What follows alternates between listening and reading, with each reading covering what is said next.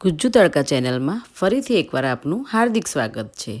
તો મિત્રો, આજે આપણે બનાવવાના છે શિયાળાની સ્પેશિયલ અને આપણા બધાની ચહીતી વાનગી એટલે કે બાજરીનો રોટલો, અને એ પણ ટ્રેડિશનલ વેમાં, કારણ કે આજે આ વાનગી હું નહીં પણ મારા દાદી બનાવવાના છે।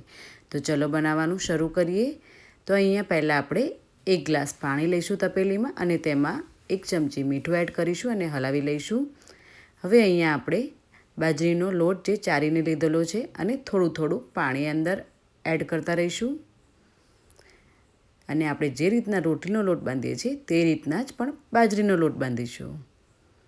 તો આ રીતના આપણે લોટ બાંધતા રહીશું, અને એક વાતનું ખાસ ધ્યાન રાખીશું, અહીંયા આપણે લોટ બધો સામટો નહીં બાંધીએ, એક રોટલો થાય તેટલો જ લોટ લઈશું અને એ પ્રમાણમાં જ લોટ બાંધીશું। તો આ રીતના લોટને એકદમ સરસ મસળતા રહીશું।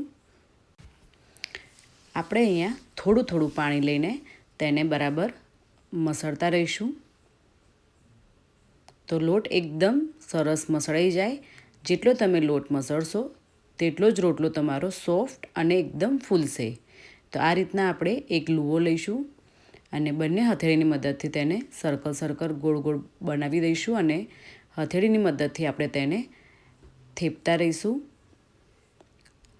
ફ્રેન્ડ્સ, આ વિડીયો એકદમ મેં ફાસ્ટ ફોરવર્ડ કર્યો છે, તમે તેને સ્લો કરીને પણ જોઈ શકો છો। તો આ રીતના હથેળીની મદદથી તેને ટીપતા રહીશું આપણે, અને જો ક્યાંક કિનારી તમને ફાટતી હોય તેવું લાગે તો આંગળીની મદદથી તેને દબાવતા પણ રહીશું આપણે।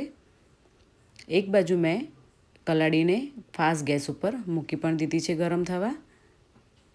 તો આ રીતના આપણે રોટલો ટીપતા રહીશું બરાબર, અને હવે રોટલાને કલાડી ઉપર મૂકી દઈશું।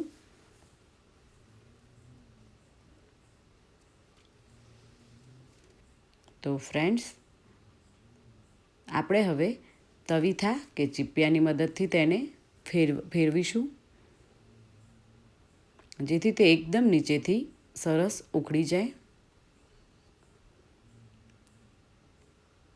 તો આ રીતના આપણે ધીમે ધીમે તવીથાની મદદથી ફેરવી લઈશું। તો તમે જોઈ શકો છો રોટલો આપણો અહીંયા થોડો ચડવા લાગ્યો છે, ત્યાં સુધી આપણે બીજો રોટલો પણ સાઈડમાં બનાવતા રહીએ। તો આ રીતના તેનો લોટ પણ બાંધી લઈશું।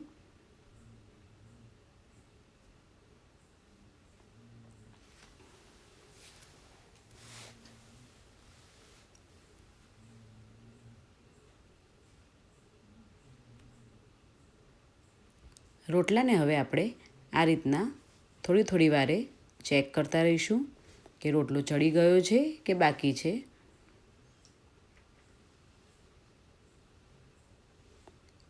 તો રોટલો આપણો અહીંયા વચ્ચેથી એકદમ સરસ ચડી ગયો છે। તો હવે આપણે તેને કિનારીમાં ગોળ ફરતા ચડવીશું,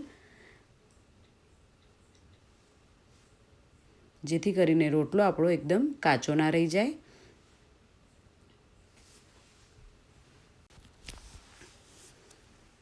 તો તમે જોઈ શકો છો રોટલો આપણે બધી બાજુ ગોળ ફેરવતા રહીએ છીએ, જેથી કરીને તે દાજી ના જાય। હવે આપણે રોટલાને ઉલટાવી લઈશું અને કલાડી ઉપર જ રાખીશું, તો તે રોટલો એકદમ સરસ ફૂલવા લાગશે। તો ફ્રેન્ડ્સ, રોટલો જ આપણે શિયાળામાં તો જરૂરથી ખાવો જોઈએ।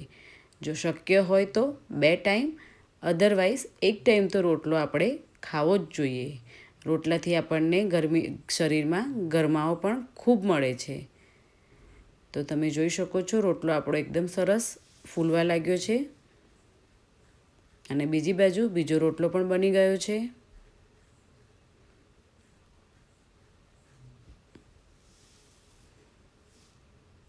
તો હજી આપણે રોટલાને બધી બાજુથી થોડો ફેરવતા રહીશું અને ચડાવતા રહીશું।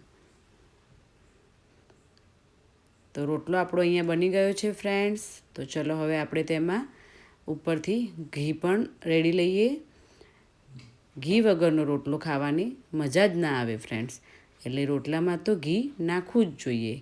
ઘી અને રોટલો આ ખાવાથી શરીર તમારું એકદમ હેલ્ધી રહે છે। તો આ શિયાળામાં તમે પણ ઘરે ચોક્કસ બનાવો, અને કેવો બન્યો છે તે કમેન્ટ કરવાનું તો ભૂલતા જ નહીં। આવી જ રીતે આપણે મળતા રહીશું અવનવી રેસીપી સાથે. Thank you.